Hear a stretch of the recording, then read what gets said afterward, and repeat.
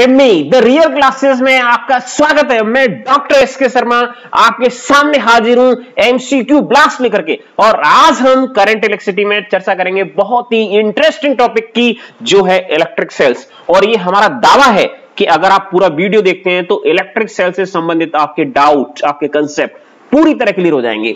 अगर आप NDA, NEET, जेडबलई, air force X group, air force XY group या नेवी SSR की तैयारी कर रहे हैं तो ये वीडियो आपके लिए बेहद उपयोगी है। तो चलिए शुरुआत करते हैं शानदार वीडियो की और समझते हैं कंसेप्ट्स को। पहला क्वेश्चन ऐसा क्वेश्चन है जिसमें बहुत सारे बच्चे गलती करते हैं। Cell is the source of, cell किस चीज का सोर्स है? पोटेंशियल डिफरेंस का, इलेक्ट्रिकल करंट का, एनर्जी का या चार्ज का। तो सेल ना तो इलेक्ट्रॉन देता है, ना इलेक्ट्रॉन लेता है, ना ये करंट देता है, ना करंट लेता है। ये सोर्स है एनर्जी का। ये सुनने में अजीब लग सकता है लेकिन ध्यान रखिएगा इस बात को। Cell is the source of energy. ये एनर्जी देता है किसी सिस्टम को, किसी कंडक्टर को, ताकि उसके इलेक्ट्रॉन जो है वो क्या कर पाए, सर्किट में घूम पाए पूरी तरह से। It provides energy. Cell is the source of energy.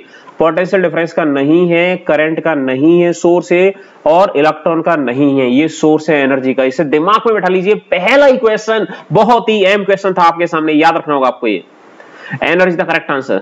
Second, energy supplied by cell for flow of a unit charge in a circuit is called.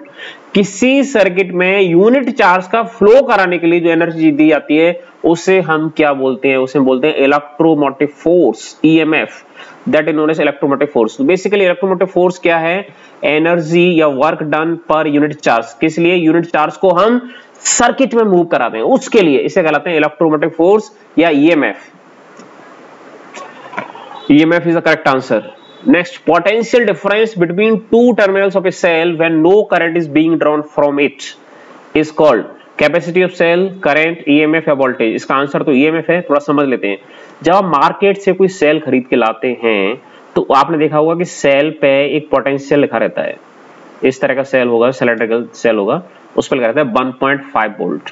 तो ये होता है EMF। लेकिन जब आप इसे करंट ड्रॉ करना शुरू करते हैं, करंट का मतलब आप इसे किसी रेजिस्टेंस से जोड़ देते हैं, तो जैसे आप इसे रेजिस्टेंस से जोड़ते हैं तो इस रेजिस्टेंस के एंड्स के अक्रॉस जो आपको वोल्टेज मिलेगा वो 1.5 वोल्ट नहीं मिलेगा, वो 1 वोल्ट ही मिलेगा। क्यों मिलेगा? क्योंकि कुछ इसका इंटरनल रेजिस्टेंस भी रहता है। तो जब सेल ओपन सर्किट है, जब उससे कोई करंट नहीं लिया जा रहा है, तो उसके दोनों टर्मिनल्स के बीच में जो पोटेंशियल डिफरेंस होगा उसे हम बोलते हैं EMF। ये बड़ा अच्छा इसका डेफिनेशन है। जब सेल से कोई करंट ना लिया जा रहा हो तब सेल के दोनों टर्मिनल के बीच का पोटेंशियल डिफरेंस EMF कहलाता है। मतलब उसके टर्मिनल्स के बीच में मैक्सिमम पोटेंशियल डिफरेंस एक प्रकार से हम कहें जब ये ओपन सर्किट हो। EMF is the correct answer. Cell which directly converts chemical energy into electrical energy is called. ऐसी सेल जो केमिकल एनर्जी को डायरेक्टली इलेक्ट्रिकल एनर्जी में कन्वर्ट कर दें, such cells can not be charged. Primary cell, secondary cell, electric cell या acid cell. इसका जवाब primary cell.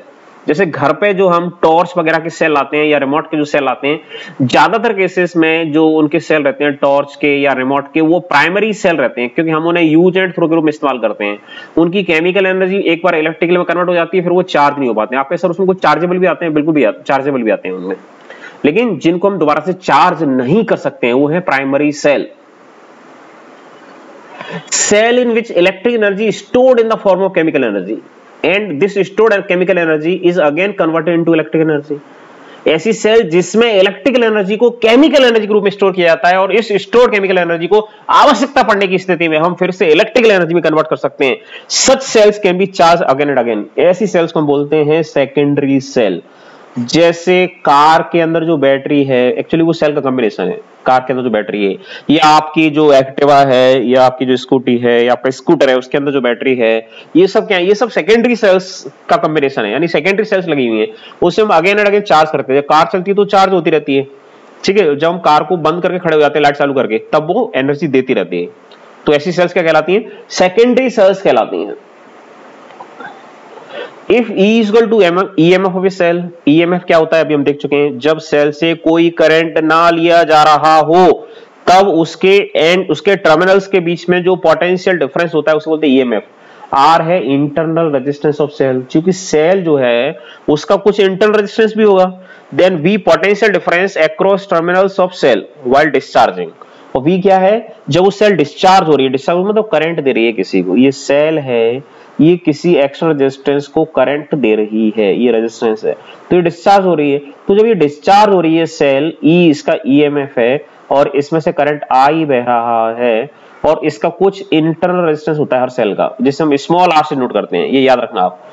तो जो वोल्टेज होगा किसके अक्रॉस होगा, एक्सटर्नल रेजिस्टर के अक्रॉस होगा, वो होता है V माइनस IR, क्योंकि E तो इसका EMF है और R इसके इंटरनल रेजिस्टेंस में कितना वोल्टेज लॉस होगा, IR, तो V माइनस IR इतना नेट अवेलेबल है बाहर के लिए।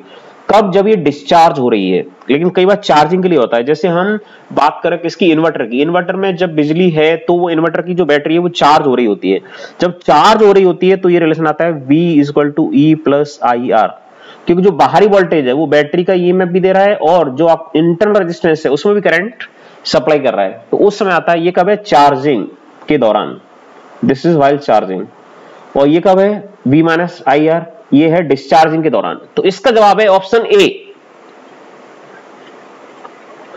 Internal resistance of a cell depends upon nature of electrolyte, concentration of electrolyte, areas of electrode immersed in electrolytic solution, all of these सभी पे निर्भर करता है। सेल के बारे में आपने 9th और 10th क्लास में बेसिक लेवल पर पढ़ा होगा कि सेल कैसे वर्क करता है, वो सारी चीजें हम यहाँ चर्चा नहीं करेंगे 12th लेवल पे।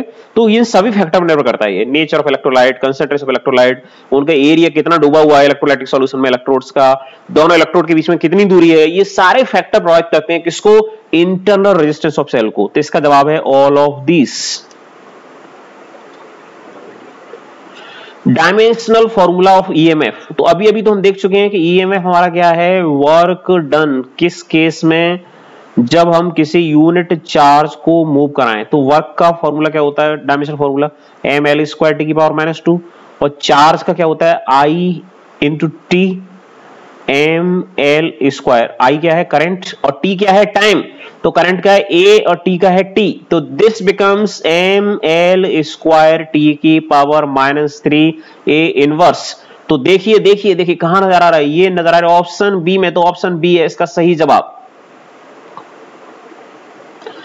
R external resistance in a circuit, B potential drop across terminals of a cell, E EMF of cell, then internal resistance of cell।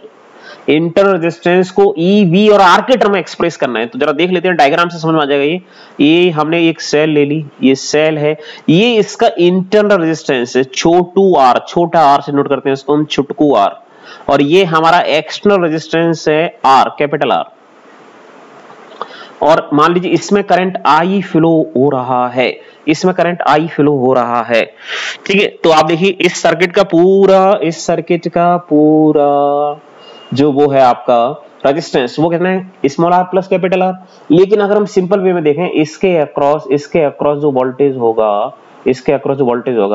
V बराबर कितना होता है, E minus I into R. अभी तो देखा, थोड़ी देर पहले देखा है आपने, तो I इंटू स्मॉल आर बराबर है E माइनस वी, तो स्मॉल आर बराबर है E minus V upon I. लेकिन अगर हम बात करें इस रेजिस्टेंस के लिए, तो इस रेजिस्टेंस के लिए V कितना है, IR, मतलब I कितना है, V upon R. So small r is equal to E minus V upon R, small r is equal to E minus V upon V into R. कहां दिख रहा है, मैं कहां दिख रहा है, ये दिख रहा है ऑप्शन सी में, ऑप्शन सी है इसका सही जवाब। 3 cells are connected in series as shown in figure, 3 cell को जोड़ा गया है सीरीज में। लेकिन तो ये पूछ रहा है then EMF and internal resistance of equivalent cell। पहली बात करते हैं हम इंटरनल रेजिस्टेंस की। तो रेजिस्टेंस जब सीरीज में जुड़ते हैं, सीरीज में उनको हम जोड़ते हैं तो वो आपस में ऐड हो जाते हैं। तो ऐड तो होते हुए क्या दिख रहे हैं हमें, केवल यहाँ पे दिख रहे हैं ऑप्शन बी में। तो या तो ऑप्शन बी होगा या डी होगा। अब सेल्स की बात करें, इस सेल की पॉलरिटी आप देखिए, इसका पॉजिटिव टर्मिनल इधर है, नेगेटिव इधर है, दूसरे का पॉजिटिव इधर है, नेगेटिव इधर है, तीसरे में पॉलरिटी उल्टी है भैया। तो सेल के ईएमएफ जुड़ते हैं, इसका अगर प्लस ई बनाएगा, इसका प्लस E2 आएगा, तो इसका माइनस आएगा, माइनस E3। ऐसा कहां दिख रहा है हमें, ऐसा दिख रहा है ऑप्शन बी में। मतलब पोलरिटी का भी ध्यान रखना पड़ता है कि पोलरिटी कैसी है। अगर किसी की रिवर्स पोलरिटी है तो उसका साइन चेंज हो जाएगा। कोई कहे कि आपने इसको E3 minus E1 minus E2 क्यों नहीं लिखा, लिख सकते हैं। अगर E3 बड़ा है, ये डिपेंड करता है कि कौन बड़ा है, उसके आधार पर डिपेंड करता है। तो इसका सही जवाब है option B. If n identical cells are connected in series, then in parallel equivalent EMF in each case respectively. जब सेल्स को सीरीज में जोड़ते हैं तो उनके EMF जुड़ जाते हैं। तो ये तो दिख रहा है हमें, लेकिन ऐसा नहीं होता कि पैरेलल में कम हो जाता हो। तो ऑप्शन ए नहीं है हमारा, ऑप्शन सी होगा इसका जवाब। क्यों होगा? जब हम पैरेलल में जोड़ते हैं सेल्स को तो उनके EMF आपस में ऐड हो जाते हैं इसमें सीरीज में, और जब पैरेलल में जोड़ते हैं हम सेल्स को, अगर उनकी पोलैरिटी सेम है, पोलैरिटी सेम है, पोलैरिटी सेम है, तो क्या होता है, जो इक्विवेलेंट पोटेंशियल आता है वो इनके बराबर ही आता है, ई के बराबर ही आएगा, ई। तो इसका ऑप्शन सी सही है। If n identical cells are connected in series, then in parallel equivalent internal resistance, series में रेजिस्टेंस तो n गुना हो जाएंगे और पैरेलल में कितने हो जाएंगे, 1/r बराबर 1/r1, r इक्विवेलेंट बराबर सभी बराबर हैं, प्लस 1/r कितनी बार आएगा, n टाइम्स आएगा ये 1/r। तो 1/r इक्विवेलेंट, ये बात हो रही है पैरेलल की, n/r। तो पैरेलल में r इक्विवेलेंट कितना आ जाएगा, r/n। तो ऑप्शन ए सही है इसका। रेजिस्टेंस पैरेलल में घट जाता है सेल्स के केस में और सीरीज में बढ़ जाता है।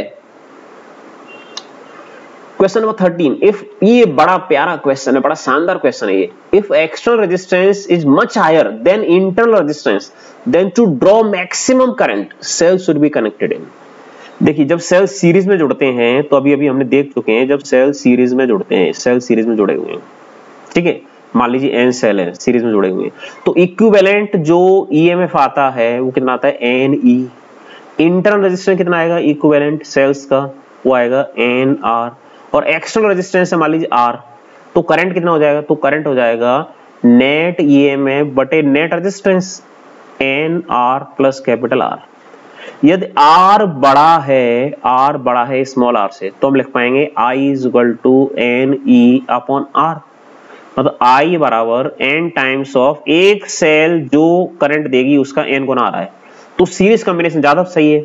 अगर पैरेलल में जोड़ते तो पैरेलल में हमने देखा है कि पैरेलल में जो करंट आता वो कितना आता, अभी देखा है हमने पैरेलल में ईएमएफ तो चेंज नहीं होता, रेजिस्टेंस हो जाता r upon n times plus capital are.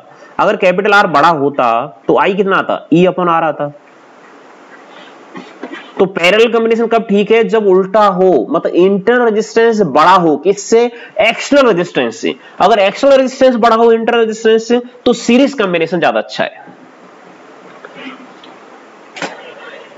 Question number 14 में है एक numerical, 3 identical cells each of EMF 2 volt and internal resistance 0.2 ohm are connected in series.